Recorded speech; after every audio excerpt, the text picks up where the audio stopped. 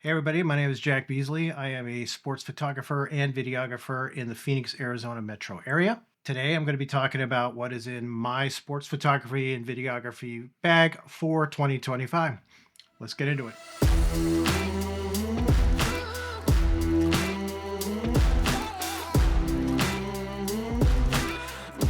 All right, before we go any farther, I just want to say very distinctly that nothing I'm going to show you today is sponsored in any way, shape, or form.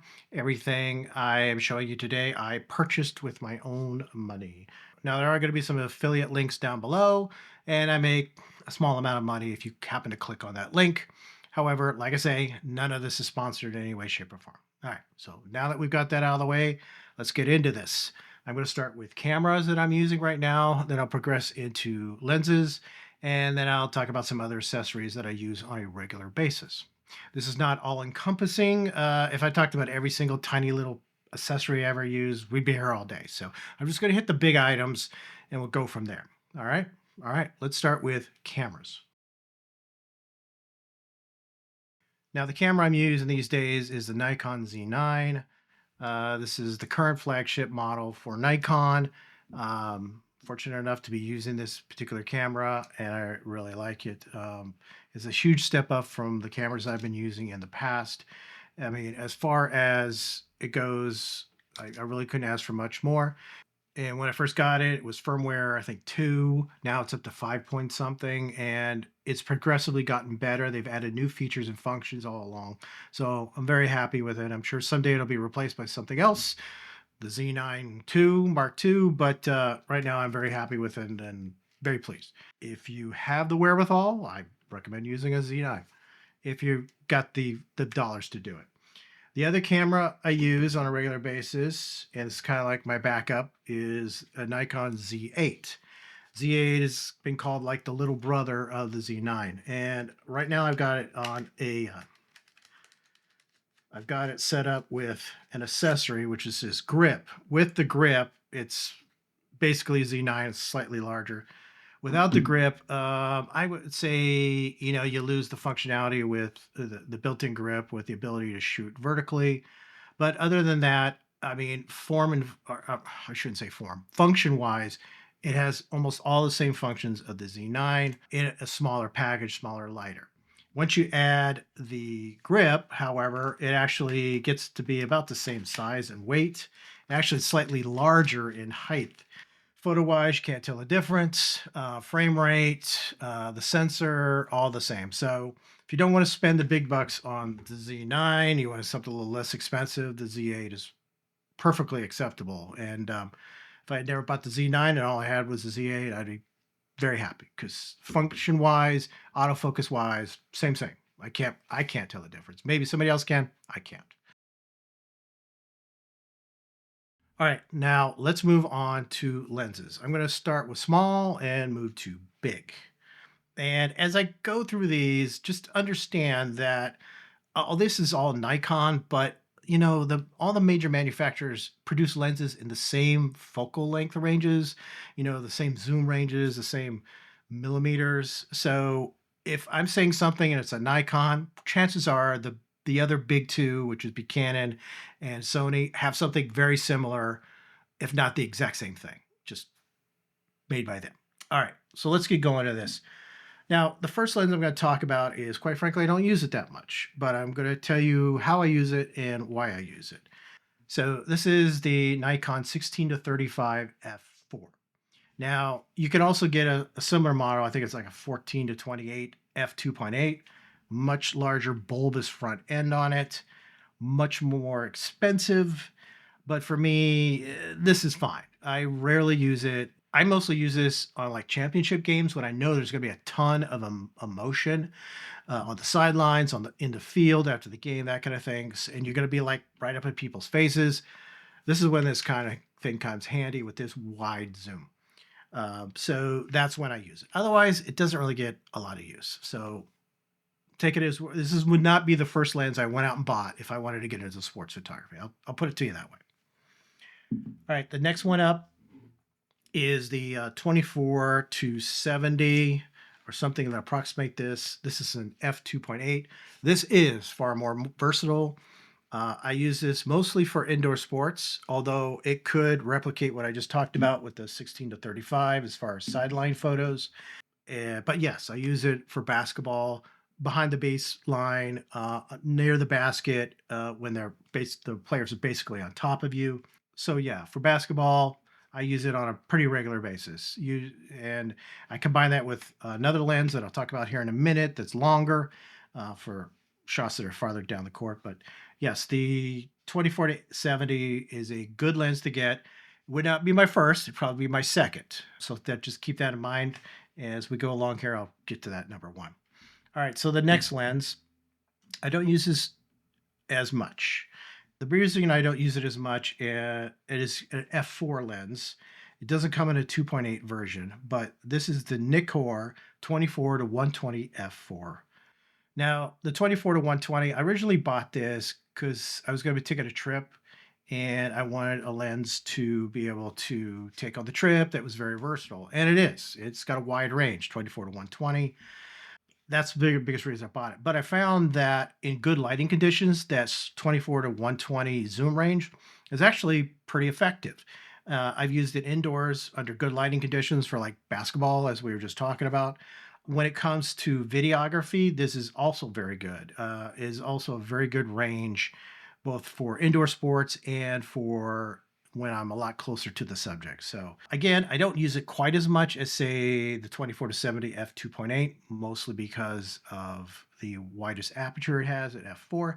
However, a very versatile lens. Would not be the first lens I bought, but we'll get to that shortly. Next up is not a zoom lens. This is a prime, and this is an 85 millimeter 1.8s. Now, the 85 is, I originally bought this because I was doing portraiture work, a little portraiture work besides the sports photography. Excellent lens for that. It is super sharp. And there's a 1.4 version, which is a lot more expensive. I don't need that. But it also works well for indoor sports like basketball. Again, when you're behind the baseline, this looks very nicely. It's very sharp, very fast, focusing. I wouldn't buy it as my first lens. I would probably wait till after a couple others. But if you think you're ever going to get into a portraiture or portraits, as they call it, this is a nice little lens to have. All right, finally, I'm going to get to the lens that I think you should buy first. If you're in the market to get into sports photography, this particular lens, or from whatever manufacturer you happen to get it from, is a good way to go. The 70 to 200 f2.8 lens. The 70 to 200 f2.8 lens is extremely versatile. I use it for indoor sports all the time. It is pretty much my go-to for basketball and volleyball. Yeah, I've used it on the side of course at tennis matches. I've used it on the sidelines at football games, for closer shots at baseball. So very versatile lens. If I were to start off in sports photography again, this would be the first lens I bought, or whatever manufacturer you choose. But this focal length range. This combined with some of maybe another camera with a longer focal length, like a 300, 400, will cover you for field sports, for almost all field sports. So 7200, I highly recommend getting one of these.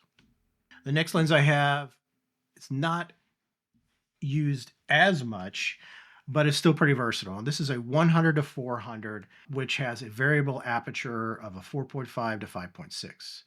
Now, because the apertures are much smaller, I can't really use it as much at night. In fact, I don't for photos. But during the day, it's great. It's relatively small, going all the way to 400, and look, it's about the same size as a 7200, about the same weight. Yeah, this is great. There's been times I've had this on one camera and then like a shorter zoom on another, and it does a great job. And so I've used this quite a bit. Now, at night, this is perfectly fine if you're shooting video, because when you're shooting video, your shutter speeds are much lower and you have more leeway when it comes to ISOs and grain. So I use this quite a bit for field sports if I happen to be shooting video. But during the day for photos, this is great. So next up, this is the 120 to 300 f2.8 lens, and it is extremely versatile. I really love it. It is not cheap. It is about as expensive as some of the bigger ones like the 400 to 8, However, versatility wise, it really covers the gamut. It's from 300 down to 120. In fact, there's times where I've just taken this lens, shot at 120 to 300 f2.8, and shot an entire game with this. And the way I really like it is, like, imagine yourself on a football game. You're out in front of the offensive line, about 10 to 15 yards down the line. First, you got it at 300, and you got it on the quarterback, and you realize he's about to throw. Zoom back out to the 120. Then you can find the receiver and zoom back in on that receiver when he's catching the ball. So, I mean, great versatility. I've caught some great receiver photos catching the ball with this lens, just because I could move from the action so quickly. You lose a little bit on the top end. It's not a 400, but it's very versatile nevertheless. And if you could throw a teleconverter on it with decent light, now you got a 180 to 420. You're golden, right? All right. So let's put that to a side 1 minute. Move on to the bigger one here. This is the longest lens I have.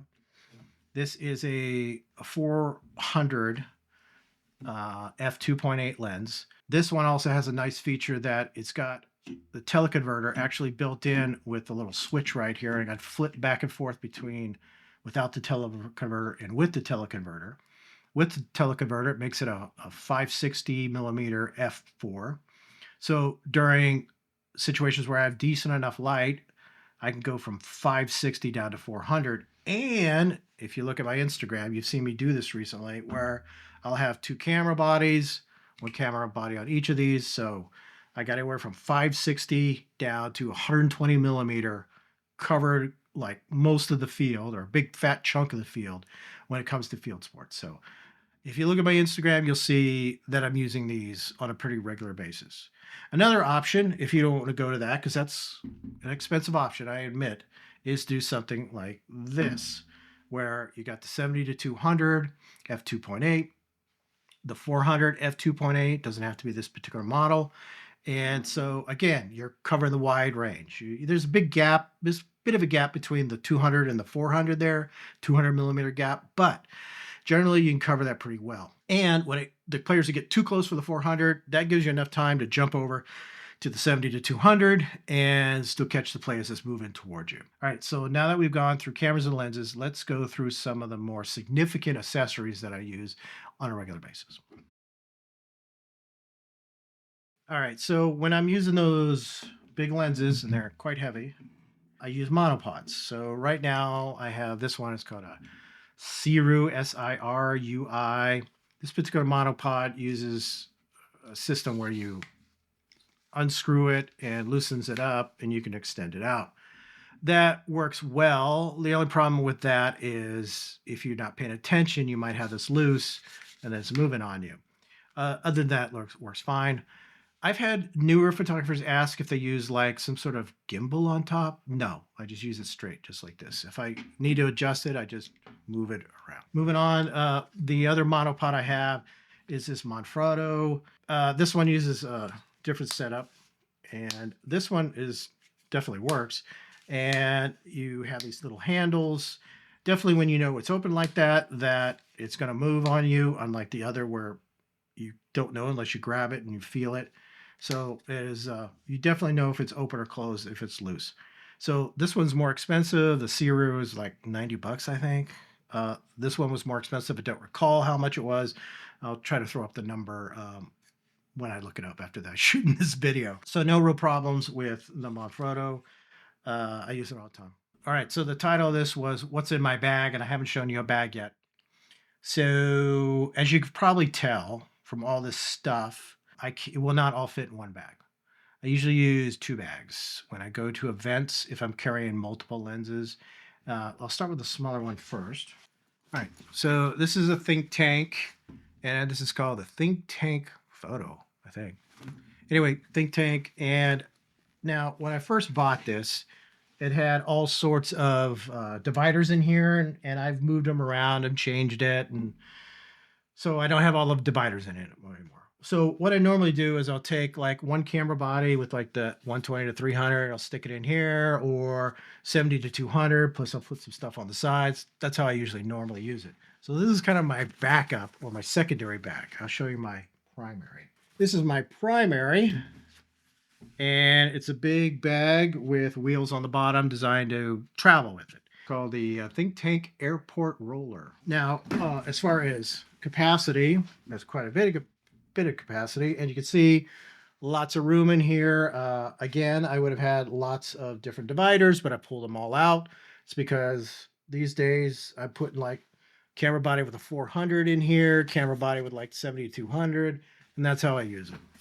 All the zippers can lock, and there's a cable that you can actually pull out and wrap it around some sort of heavy inanimate object and cable your bag to that object so it doesn't get stolen. So I use this quite a bit, and if you ever see me on a sideline, you'll more likely see that bag. All right, a couple other items I'd like to show you that I use on a regular basis. Now these, I don't like to use those straps you normally see that normally come with the camera, you know, that attach here and then go over here and hang around your neck or on your shoulder. I hate those, so I don't use them. What I do like to use is these. This is by a company called Coiro, I think it's pronounced, and they have two connections. And there's one right here, and this little D ring screws onto the bottom of your camera, or it can screw onto the bottom of a lens. In this case, right here, where you could put your tripod. So that's where the main one goes, and it goes into this clip right here. And it has a secondary clip as a safety, which will attach to the little ring on the side of your camera, which has come in handy because this little thing has screwed out on me in the past, which is not really good. This one actually goes, instead of going straight over your head, goes off to the side over here, and you just pull up your camera and do your thing. Okay, finally, one last item that I use on a fairly regular basis, and that is a flash. So an on-camera flash. Now, I don't use it all the time and at every single event. However, it has come in handy when I've been at events where there is very little ambient light, or the ambient light is very poor quality. For example, I do 10K races, 5K races, half marathons. Sometimes they have races that start extremely early in the morning. The sun hasn't even come up yet. So this comes in handy to have this available. The next item is sometimes, say again, championship or a game where the team likes to come up to the stands and yell and scream and even sing to the audience. Well, if you're at a high school football game, when they come up to those stands aren't very well lit because all the lights going out onto the field. So those are very dark, and I will pull out this when I know they're going to do that and use that to fill it in because it's extremely dark. So again, it does not hurt to have a flash available for those kind of situations. Again, not every single event do I use it, but when I need it, I need it. All right, everybody, that's not everything. I mean, I could bring out little pieces of cloth that I clean lenses with and blowers and stuff like that. I'm not going to do that. Those are pretty common out there. Yes, you need some sort of way to clean your lenses. If they get dirty in the field, you need a way to clean your sensor. I don't know if I do it in the field, but definitely at home. You need ways to do that. There's tons of products out there that do that kind of thing. So I'm not going to show them to you now. The other thing I would suggest you carry is extra batteries, because I've been at events where I've shot multiple games on a single day and I went through a battery. You should always carry some way to clean your lenses in case they dirty while you're in the field. It does happen. And you should have some sort of way to, if you get rained on, for example, I like to carry a rain jacket just in case I get rained on. I don't get rained on much here in Phoenix, but it does happen. You could get the other things you could get are rain covers for your cameras.